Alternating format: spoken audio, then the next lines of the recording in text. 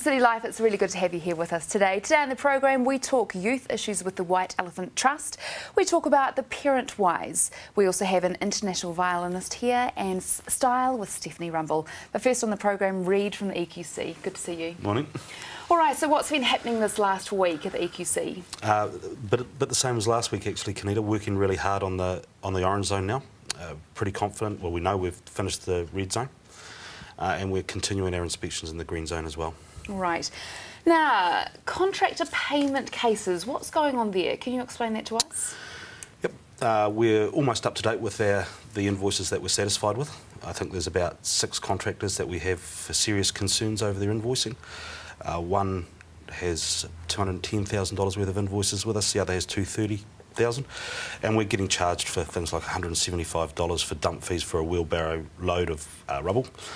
$200 worth of materials charged out at over $700, and 32k's worth of mileage charged at $172. So those are the sort of things we're having issues with, and like any business, we just want to make sure what we're paying for is what we should be paying for.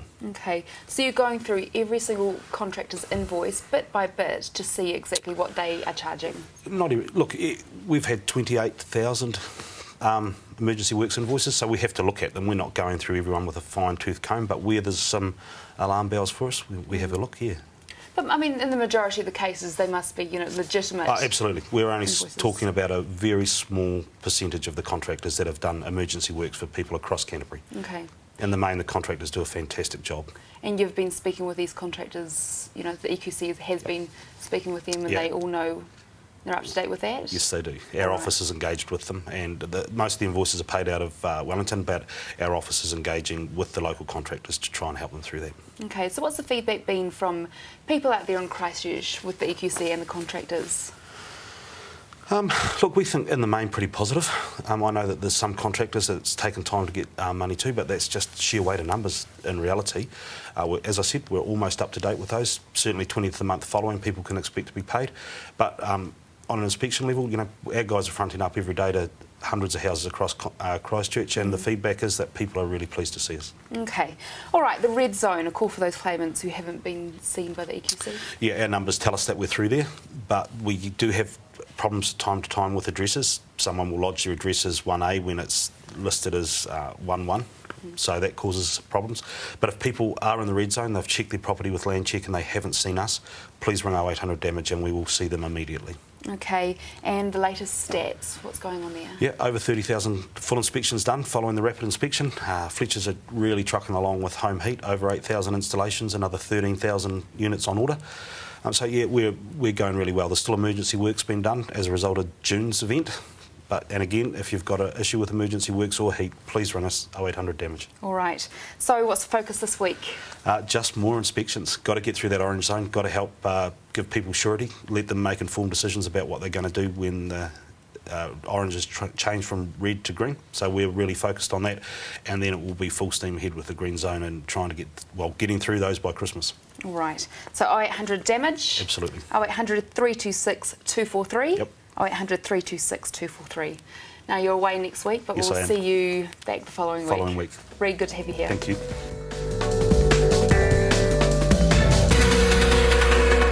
Now I'd like to welcome Anthony from the White Elephant Trust. Good to have you here on City Life. Hey, how you doing? Good. Now tell me about your trust. Well, White Elephant was affected by the earthquake. We were in the CBD under the bus exchange and had a nice little wee venue there with unlimited school, so providing activities for young people after school. And yeah, I guess a bit of a change happened, so we've realised now that we can't expect young people to come to where we are. So we've now sort of revamped things a bit, and we're now going to where young people are. So we've got going mobile, got a couple of vans, got a little bit of funding from people like the Christchurch City Council and Ministry of Youth Development. We're now going out there to where young people are in the suburbs and helping them out and doing some positive youth development with them.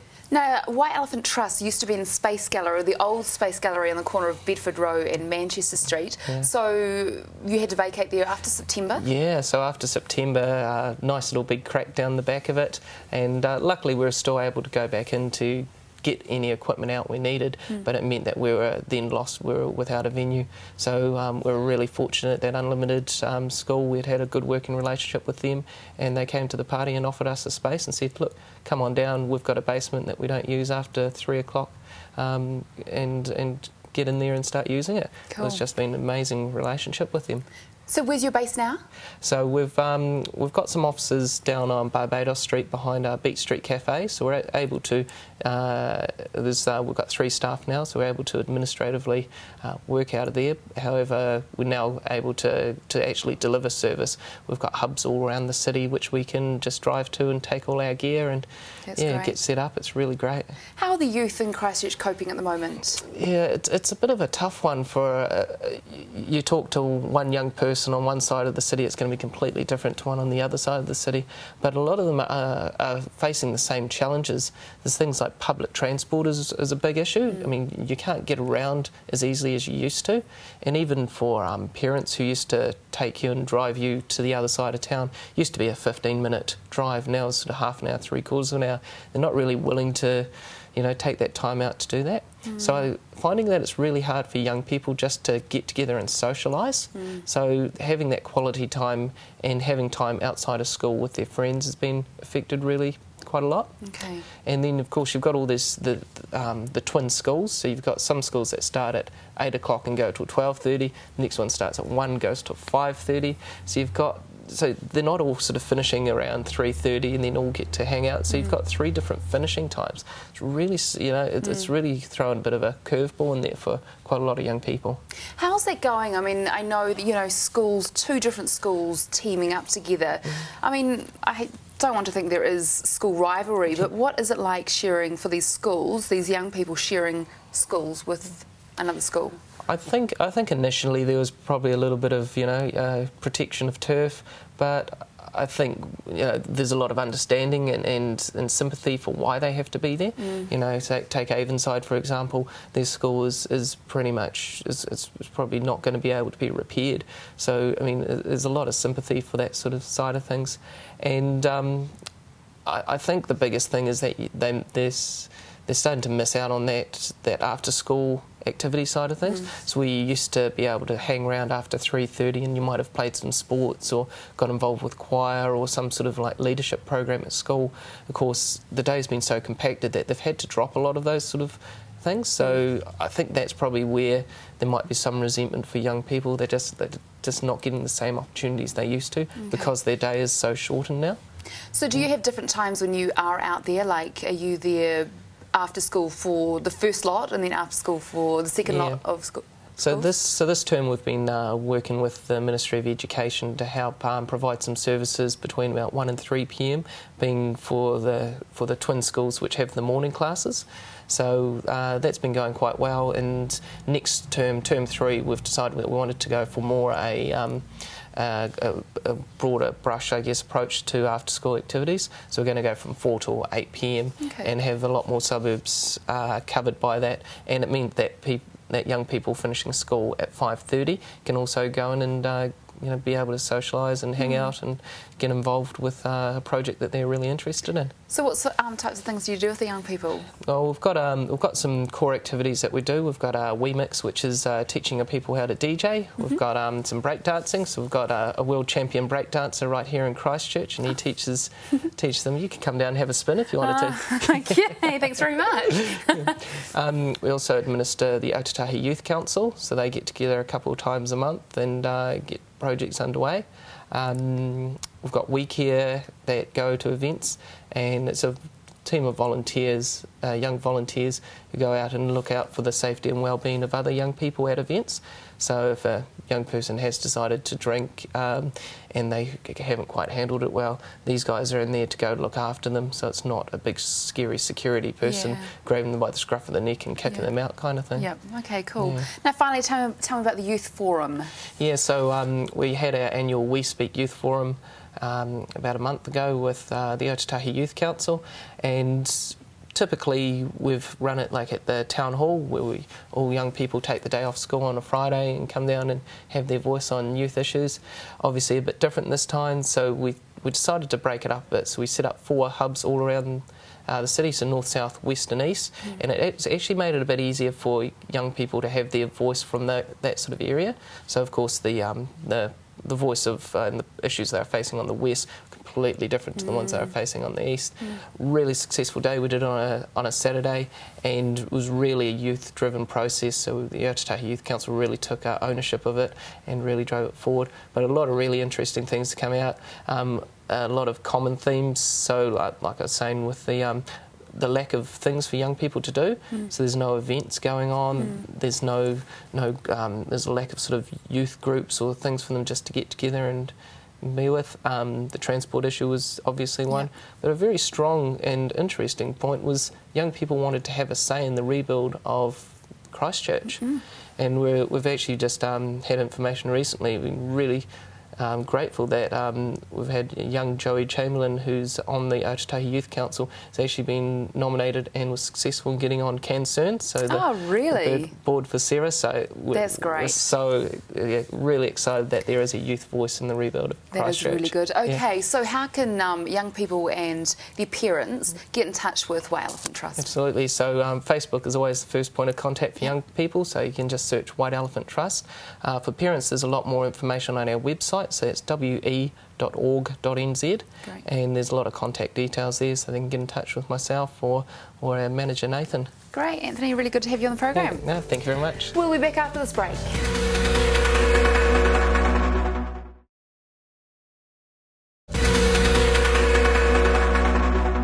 You're back with City Life, and I'd like to welcome Beverly from the Christchurch Methodist Mission. Good to have you here on the program. Thank you, Kenita. Nice to be here. Now tell me about the courses that you run at the Methodist Mission.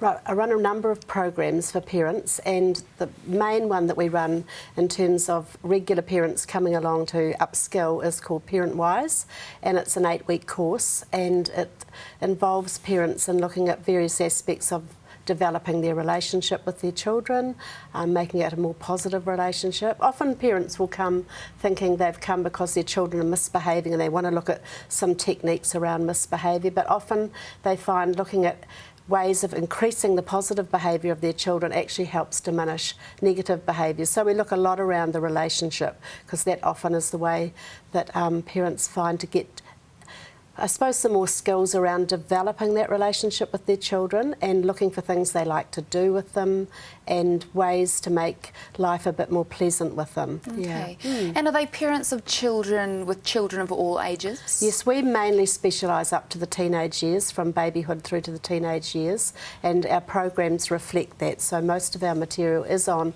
behaviours of, under teen behaviour, really. Okay.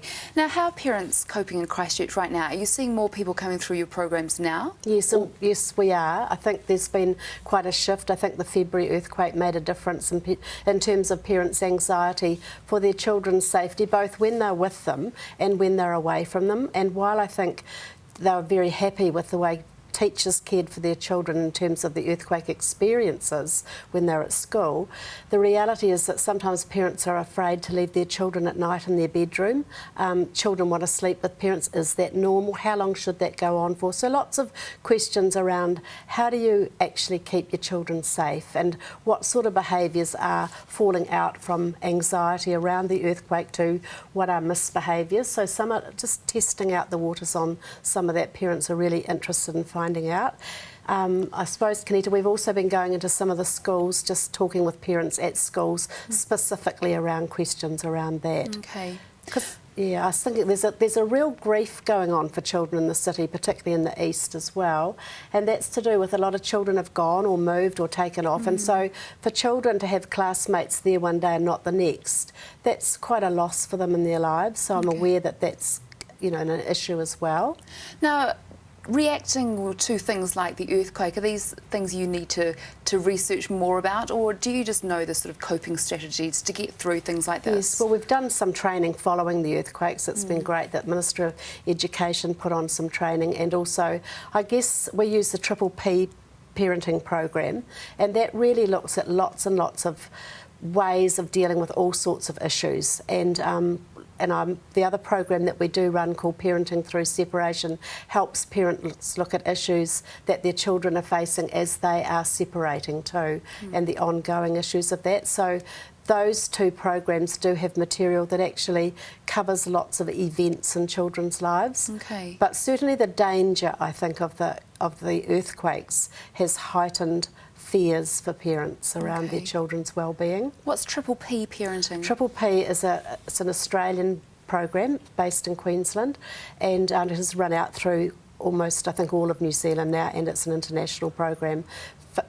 Certainly focusing on a positive relationship. So the Triple P is Positive Parenting Program. Oh, there we go. Okay. Yeah. So do you have courses running all the time, or do they start every 8 weeks? How does that work? Mostly they work term time, so we run 4 series of programs a year, but we also could run 2 or 3 if we're running them either all in the city, or sometimes we'll take them out to other places, like schools or out into areas around the town. Okay. So people can contract the Methodist Mission to run the programs. Yeah. Oh, so they can come out and run the programs we for will you take as well? the program out to That's them. good, isn't yeah. it? Now let's look at the parenting for the separated. What was that one called? That's called Parenting Through Separation. Right, okay. And it's a Ministry of Justice program. It's a wonderfully resourced program, and there are a number of other providers in the city as well as the Methodist Mission. It's a 2-session program, and it focuses almost through the eyes of the child as to what is going on in that relationship that it either is ending or has ended, and how both parents can make the best of it for their children. Okay. Only one parent will come at a time. Right. It's preferable if both come at either to different providers or at different times, so they can look at their own issues in that. So it's looking at good contact time, fair contact time, looking at the issues of the child's separation from a parent for a lot of the time, and maybe with one of the parents more of the time, right. or an absent parent, that's actually gone. So lots of grief issues for children and lots of adjustment issues. Yeah. Have you seen a spike in people that are coming along to this course since the earthquake? No, not since the earthquake we haven't, but certainly early last year there was a huge upsurge in people coming, and I think with the court counsellors and just lawyers encouraging people to say that actually it's far better to get an understanding of the issues rather than be turning up in court so frequently for issues that are coming up, get an idea of how it is for the child. Okay. So they learn simple things like that are really important, like what are you going to do on Christmas Day? What are you going to do on Mother's Day? What are you going to do if your child's sick at school? Who's got the medication, and do you both know how to use it? Those sorts of things that sometimes haven't been thought of until the issue's arisen, really. Who's got the underclothing? Is there enough for both houses? Some of them are silly little things, but they actually provide opportunities for arguments about who's got what, handover time or changeover time, making sure it's as pleasant and straightforward as possible. It's not the time to debate the issues. It's the time for the child to say goodbye to one parent and hello to the other. Okay, now how do we get in touch with you? The Methodist Mission can be, we've got a great website, so that's and easy, just click on Contact Us, so that's a really good way. We have moved our premises from Durham Street and are out in Harewood Road shortly to move into Matson's Ave. Okay. So I guess the website's the best way. There is a phone number, 366 6745, and we all have cells, but I think the website's probably the best way at the minute. Excellent. Beverly, really good to have you on the program. Thanks for sharing that with us today. After the break, the YMCA.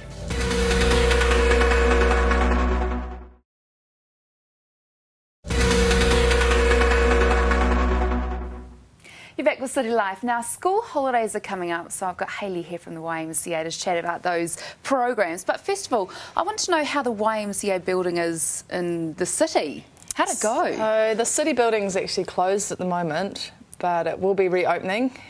We were hoping to be back in for the July holidays, but the renovations have taken a little bit longer than expected.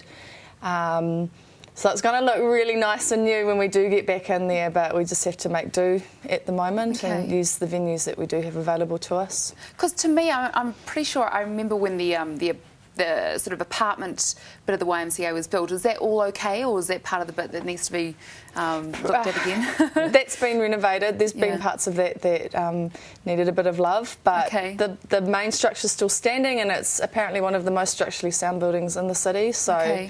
we should be sweet when we get back in there. Yeah, Yep. you guys must be really looking forward to getting back in there. Definitely. Where are you based now then? So we're based at the Bishopdale YMCA, which is on Harewood Road, which is a newer complex with a big stadium, and we're just all bunking in there and sharing offices, so making the most of it. Making it all really cosy and Yes. and the like. School holidays coming up. What have you got planned? So we're running all our programs, although it will be not in the usual locations. Obviously with the citywide closed, we can't run those programs in there. But we will be running all the suburban programs, and we will be running programs out of the Bishopdale Y, and programs for 5 to 15-year-olds, so the whole range. So if you're looking for something, Contact enroll your kids. Yeah. So let's look at the things that you're doing for the different age groups. Awesome. So we run programs for 5 to 8-year-olds, and we will be doing a pickup from the city for those children based on the eastern side or based in the city that can't get over to Bishopdale. So we will be trying to make that accessible for them. So the 5 to 8 program will be based at Wairakei Primary, and they'll be doing a lot of stuff based on site and in this area, just to make it really easy and make parents feel safe, I guess, about bringing their kids. Lots of things like the movies, we'll be going to the Air Force Museum. Our staff will be running adventure days, which is just kind of big group games, so making it really active and fun, because we like to kind of incorporate that healthy, active lifestyle aspect into all our programs. Then we'll also be running 5 to 10-year programs, so that's in the suburbs, 1 in Shirley and 2 weeks in Riccarton at Middleton Grange School. And then we'll be running the 9 to 12-year program. Once again, we'll be doing a pickup from the city to bring those 9 to 12-year-olds that can't get over to Bishopdale, and we'll be running the 9 to 12 program from the Bishopdale Y. And we also run youth programs, so for 12 to 15-year-olds, we run Activate Outdoors and Activate Energize, which are outdoor-based programs, but based around Christchurch and the peninsula, kind of exploring the local area. And we also run a Hornby youth program for the same age group out at Brentston Intermediate. So busy times. Yeah, you've got a lot to organise. Yes, definitely. Now, busy. are these the first school holidays since the earthquake? They're not, are they? No, we've been running right through. So how did it go last school holidays? It was busy and stressful, but we still had a lot of children wanting to participate, and we had a lot of fun, and everyone had a really great time. And despite everything that's been going on, I think spirits were actually quite high, and people just want something to do. So it's not just holiday programs you run though, is it? no, we run all sorts of things during term time. We also run outdoor ed for schools. We run adventure days for schools, team building. When the city Y opens again, our climbing wall will be back up and running. So we have a big indoor climbing wall complex, and that is open to the public in the evenings, and we also run courses. We have a course called Venture Quest, which is for young people wanting to gain some experience in the outdoors and get some credit so that they can go on to further training. We have an education centre for youth at risk and for youth training. We've got Wainui Camp. We have fitness centre. We have... and you guys are full on, aren't full you? on, yep. Lots So of different let's things. look at the school holidays, just going back to that, and finally, what's the kind of cost for families and young people? So we are actually, people are eligible for an Oscar subsidy, because we have been audited by external bodies just to show that we're doing everything we should be doing, and that the content's appropriate, and that our staff are all trained and well supervised and qualified. So if you're eligible for working for families, you can go into WINS and get an Oscar form, and they subsidise, I think, about $100 of the cost of the programs. The Bishopdale and Wairakei programs are $140 per week, and the other programs are $130, except for Activate, which is $160, because sometimes it has an overnight or a certain amount of travelling, like distance-wise. Sounds good, doesn't it? Yeah. Yeah, so sounds good it for is school holidays. affordable. Yeah, very definitely. affordable. So it's 5 days a week. Yes, as well. 5 days a week, 9 till 3. Yeah, definitely affordable. Yes, and we also have a morning crew and afternoon program for parents who are working longer hours. So we can offer that to you as well, from 8 till 9 and then 3 till 5, and that's $10, I think, a day. Okay. if you need that extra bit tacked on. So that would be, I'm just going to guess, ymca.co.nz? No, YMCA CHCH, so Chicha. Okay. .org.nz. I was completely wrong. Yes. ymcachch.org.nz. That's correct. Hayley, really good to have you here on the program today. Thank you. After the break, we chat about the kids market.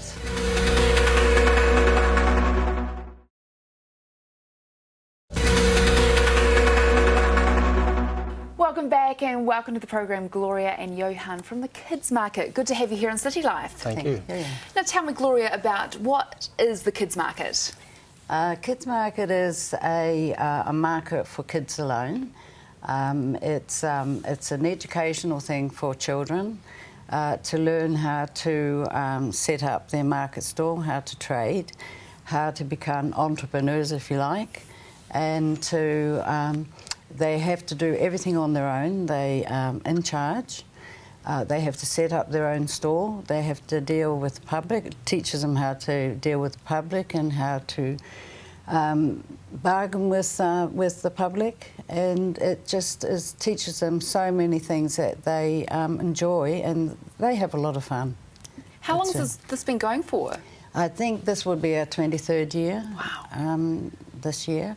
We've only had one cancellation in all those years because of the weather, and it's really grown. And I think the first years we had about 500 store holders of kids, and they just love it. They just parents are only allowed to supervise, and it's a learning process, and it's fantastic. So, Johan, you are involved with this. Gloria's son, you're involved with this as well. Yes. Tell me about your involvement with this. Well, my parents actually dreamed up the idea initially in 1989, I believe, and I was working elsewhere, I think real estate at the time. And we were also running the Cathedral Square Market, which obviously we don't have at the moment. But my parents decided that because we run a regular market, wouldn't it be great for kids to be involved? And, you know, the future would be good for them if they could just learn how to get into business in a very small way. And as time went on, I became involved a lot more closely because the Cathedral Square Market expanded. So I gave away my career in real estate and came into the market, which has been very successful. Yeah. And we've had a fantastic time with the kids over the years, raised thousands and thousands of dollars for various charities. Cancer Kids in Christchurch, Chomley Home. I remember Gloria and Joe, my parents, telling me that the very first kids market they had, a nurse who was helping with kids didn't have any communication device, cell phone. So we raised funds to buy the very first cell phone for them. And of course, I don't know whether you remember in those days, but the cell phone, the first cell phone was a brick. Yeah. Well, that's what we managed to do. So that was our very first start with raising funds for various charities. And Yes, that was where the history of that is, if I might say, that my grandson was born with a serious heart condition. Okay. And he had major surgery, and when he came back to Christchurch, we were visiting all the time.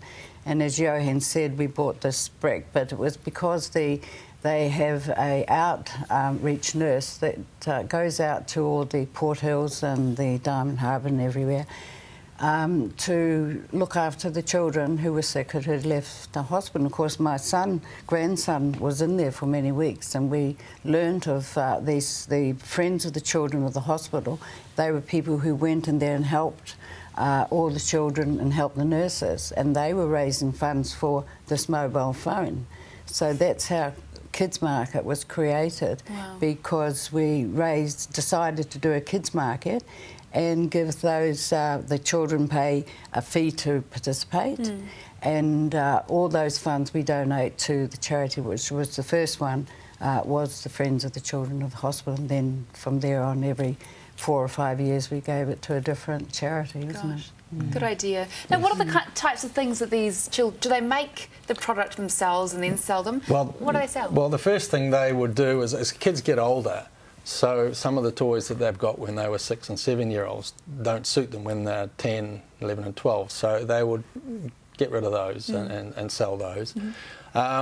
We have some budding jewellers, who make some quite creative things. We have plenty of bakers and chefs, and being a junior master chef is a big thing these days. It is. But we've had them in the market for many years, baking and making cakes and sweets. So there's a vast array of food that they produce. Some make their own drinks, which is handy on the day. Yeah. And there's various games that kids create. They're very inventive. And right from 6 years old, 6 years of age, it's amazing what these kids come up with as far as little games. And they're not your regular games. They come up with their own ideas. So it's a matter of wandering through and just seeing what you can find. We've had up to 500 kids or 500 stalls, so you can imagine the variety of things that these at one kids... time? At one time, Gosh. yes. Well, usually in the square, obviously we're not in the square this year, but the whole square, as you can see maybe from one of the photos here, is completely crowded with kids and also with people who want to come in and have a look. So it's a huge event. So how often did you actually hold this? This photo here is from your 20th anniversary of the Kids Market. That's correct. That's Cathedral Square. Yeah. So there would be, 500 stalls there with all the people? At least, yes. They pay $5 to be involved. This is a great money-making scheme for young people, isn't it? Yes. They make more money than some of my regular storeholders in the market. That's a great idea. Yes. It's a really good way for young people to, as you say, to learn to be entrepreneurs. Yes. Was this the idea behind it, to get children into starting young? Yes, to learn how to, because we were involved in the market and we thought it was a good idea and the schools love it. Because they say it's a really, really good thing for the children to learn and in their own sort of round environment in their store. Okay. Yeah. Now let's look at some of the pictures before we have to end. Johan, would you like to take them away? Well, this is obviously one from the 20th anniversary where we had some big celebrations. So as you can see quite clearly how many kids have turned up for this. Yes. Okay. So and it was a beautiful day, and we've been very lucky. Here's another photo. With the chalice in the background. Yeah. I'll just hold that up there. And it's sort of a photo there. You can see quite clearly how busy it is and what's actually happening. Kids are dealing with other kids and other parents. Hey, I recognise that man. Yes. Well, he came along that day, and actually this was from the press, and this is Ian McCallan, I think. Yes. And he came along and bought some goods from the market, and that was an article in the press. So we thought we'd save that because of obviously such a famous personality. Exactly. Oh, that's nice. Now, just before we go on to the next photo, how are things with Cathedral Square? Obviously, you're not in Cathedral Square, but are you still holding the market somewhere else at the moment? Yes, we are. We're in the YMCA car park on Rolleston, at corner of Cashel Street and Rolleston Avenue. Right. And but we are going to move from there because the building is going to be opened up because we've been allowed to trade there because of the reconstruction of the building.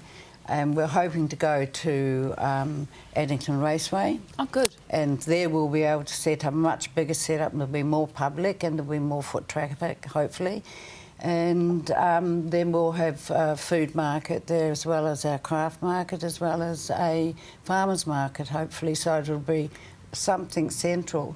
Although I did hear that some of the business people in the inner city really want us to stay in that area because there's nothing really for them. So they'll really enjoy the kids' market because there'll be a craft market, there'll be a food market and a farmers market in conjunction with the kids' with the kids' market. Yeah. So they'll be happy about that. How often are the kids' markets? Or were they? Once a year. Okay, great. Once a year.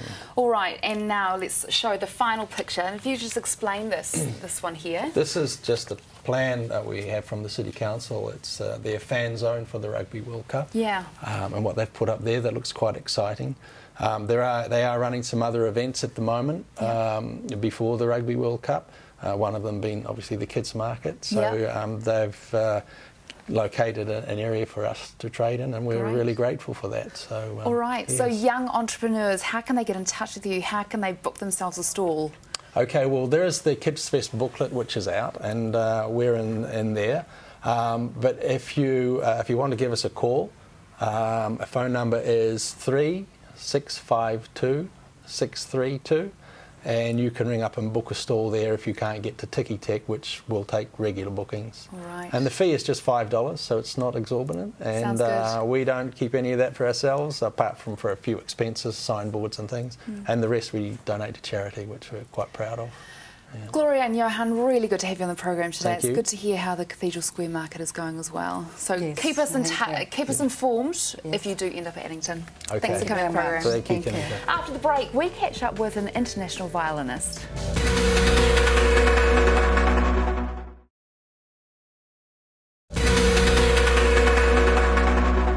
Welcome back. Now, as promised, I'd like to welcome London-based Russian-New Zealand violinist Natalia and the lovely Kirsten from Christchurch. Good to have you both here. Thank you. Now, tell me about this London-based Russian-New Zealand part. Well, I was born in Russia, and my family's here, and they live in London. So Okay, well, there that's we the go. story. Yeah. That's pretty easy, really. Yeah. Now, how did the two of you meet? I know that you, Kirsten, were travelling overseas in London for a while. Is that where you met? Yes. Yes, yeah. I think I'd just started at the Royal College and Natalia had finished. I remember seeing her in the corridor. And I think we met when I didn't have the voice to speak. Oh, I think I really? had some cold, and I was like that. Really? and I thought she was fobbing me off. Yeah. Did you communicate through music? Yeah, I'll play the violin, I'll play the piano, and let's, yeah. So how did you find out that the two of you could sort of work together again? I think it was when you returned home, wasn't it? And, Yes, and we just decided to play some concerts here. yeah, and with Natalia's husband, who's an amazing viola player. Yeah. So, and then we went on a cruise last year, performed on a cruise ship to Norway with a quartet. So that was a lot of fun. Lots of ping pong as well. Did Yes, you? yeah. Russia versus New Zealand. Oh, really? Was it just you on the New Zealand team? Oh, there was two of us. Oh, okay. New Zealand cellist as well. Oh, that's good. Yeah. So that made it the quartet. Yeah, yeah. Now, you have a concert coming up and we will talk about that, but you had planned for a big series of concerts before the February earthquake. Would you like to talk about that for a bit? Well, that was the last time I was back here in Christchurch, and there was supposed to be about 5 concerts planned to take place, some at the Cathedral and some with the Christchurch Symphony Orchestra. And I think just before the very first rehearsal in the Cathedral, we were just about to go in when it all happened, so we were very lucky not to have been inside it, I think. Were you just outside the Cathedral? So you were in the Cathedral Square when the earthquake happened. What happened? Did you just run or did you just sort of stand back, or what happened? We were eating soup, which arrived a little late, that my husband ordered, and let's start the rehearsal because the setup was already done, and we just stayed and finished our meal when it was happening in the sushi place at the Cathedral Square, which you recommended, by the way. Thank you. Oh.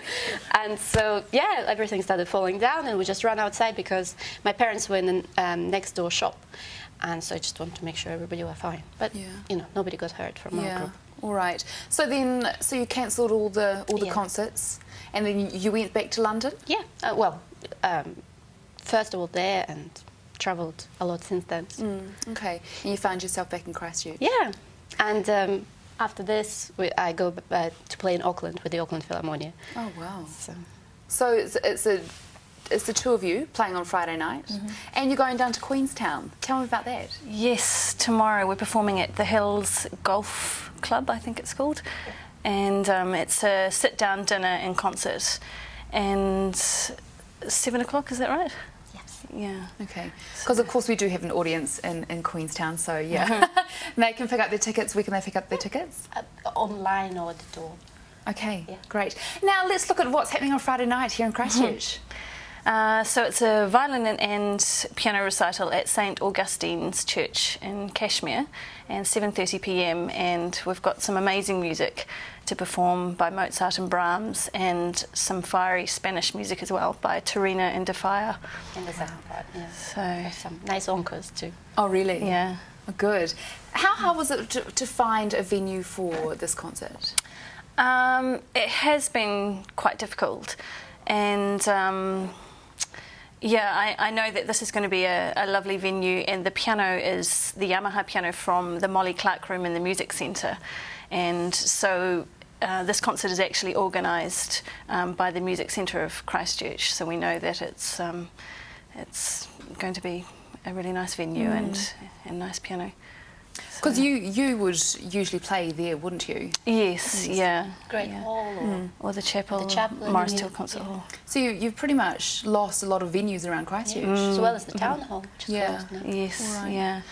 Okay. So I think it's really important that classical music continues in Christchurch, and it's been wonderful to see how many concerts have been happening, and People and attend them, support which it, is great. yeah. Exactly.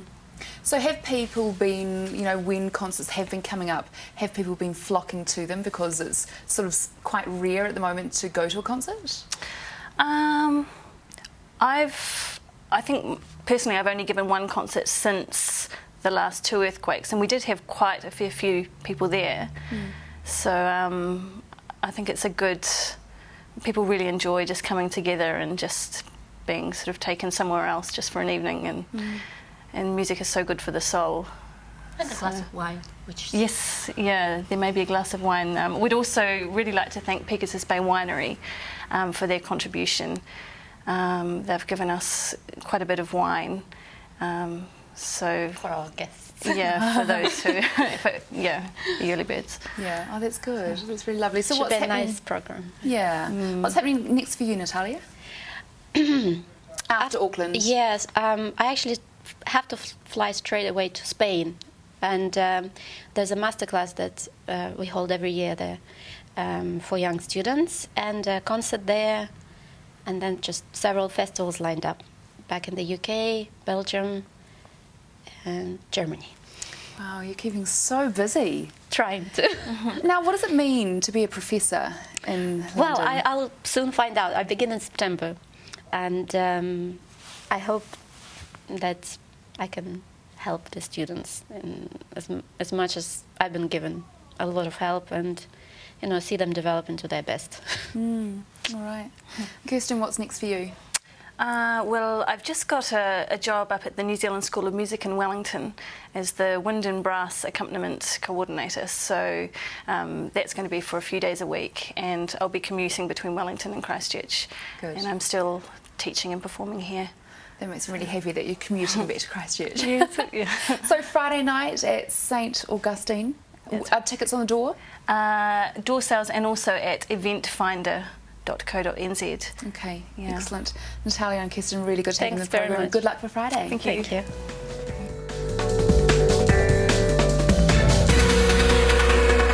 Finally on the programme, let's talk style with Stephanie Rumble from Flair Image. Good to have you here. Hi, nice to see you again, Kenita, too. Now, last week we spoke about colour. It's good to see you in some colour. Yes, not too bright, though, just a little splash of red under the navy and black today, Yeah. just to show that doesn't need to be all full colour blocking like we spoke about last week. Yeah. All right. Now, let's talk about what to dress up in when it's cold outside, it's snowing. What should we wear out there? Okay, well, people often think that when it's cold, what you need to do is just put on a big jacket. But my secret is to make sure you've got lots of clothes on also underneath your layers. So pop a merino singlet on. I mean, my secret today is I've got a merino singlet and another top underneath this one here. So before I start, I've got lots of warm layers on. So make sure you layer up with those warm woolen basics. Okay, and then obviously start dressing your outfit up. So putting other layers on to add interest and warmth. So, a wet waistcoat or vest makes a huge difference, as does a cardigan, as does a couple of tops underneath your jacket. A coat can then go over the top. Okay, so that's how to look good when it's cold outside. Absolutely. You don't need to sort of rug up in your old sort of clothes, do you? No, you don't need to rug up in your old pilled jersey that you've had sitting in the wardrobe for 20 years. Yeah. Oh, that's my favourite. Obviously if you're snuggled up in front of the couch with a hot Milo watching Desperate Housewives, that's all good. But if you're going out, then you probably want to leave that behind and be a bit more clever about how you approach your style and your dressing. Okay. What about colour in the cold weather? Okay, well, what we traditionally do is we gravitate to darker colours in the winter, which, I do that as well, I have to say. But you need to put a little bit of colour in there to brighten up your day. And accessories are a really good way to do that. And this morning, before the show, I went into Glassons and picked up all these accessories just to show you that you can add a splash. Now, if you're not into colour, and a lot of people aren't, you can pop this scarf, it's just got a hint of turquoise in it, pop this on with your black jacket and you've still got a wee bit of colour in there. Red obviously is really nice, it looks nice with charcoal. If you're not keen to wear it with black because of the Crusaders affiliation or the red and black Canterbury thing, then that's fine. Navy's also really big this season. Now these scarves are 2 for $15, so a really good deal too. The other thing is hats. Now, often people are really scared of hats, A, because they don't know what to wear, what suits their face shape, and also because they worry about their hair. Oh, yeah. So they think, oh, I'm going to put a hat on and I'm going to look like I've got a bucket on my head. Yes? So you need to look, when you're looking at hats, you need to look at your face shape. Now, for example, I've got a long, thin face, so I need to wear a hat that is a little bit fuller. If I put this on and show you, for example, because it balances out my face, it gives me some width. If I put on a hat that doesn't do that, like this one up the top here, these two are both from my own wardrobe, this just clings onto my head, makes my it's not quite as flattering, is it, Kanita? It's not, no. It's cute though. Yeah, it's cute, and it's okay if I'm watching rugby, I'm not too bothered, but I think, you know, if you wanted to wear something that's stylish, now these two are both from Glassons. This is another, you know, cute option if you want something that's a little bit more interesting to put on. Oh, that's cool. Yeah, it's quite a cute hat as well. Yeah. And a hat makes the head really feel warm. Now, if you're a little bit unsure and, oh my goodness, I can't wear a hat, then gloves, scarves, and I've also got some socks here, can also make a difference. Now, my secret to warm feet. Do you get cold feet? Yeah, I do. I think, it's because I don't really wear, like today I'm not even wearing pantyhose or anything. Well, that's no wonder silly. your feet are cold. It's a really hot studio, yet I've got cold feet. Yeah. I know, I have that experience too. So what I suggest is if you're wearing boots, is you put your pantyhose on, and then you put your thickest, warmest, juiciest socks on, and then you put your boots on. And nobody is going to know whether you've got Nana's knitted socks under your boots, and you definitely keep warm. All right, sounds good. Now, did you blog about this? I have yes. So blogging just will be put on online today. I've been a little bit under the weather over the weekend, so I've just finished the blog this morning, so it'll be posted later today. Great. So Flair image. Yes, .co.nz, and click on What's She Wearing style. Excellent. Blog. Good to have you on the program today. Thanks, Kanita. Now that is City Life for today. You can watch episodes of City Life on demand. Go to ctv.co.nz and you can click the big logo that says YouTube. Click on that and it'll take you to all the old episodes of City Life. We're also on Facebook, CTV's City Life. You can get in touch with us. You can email me, Kanita, at ctv.co.nz. You can call us 3777 033, or you can write to us, PO Box 1100 Christchurch. Thanks for watching, and I'll see you tomorrow.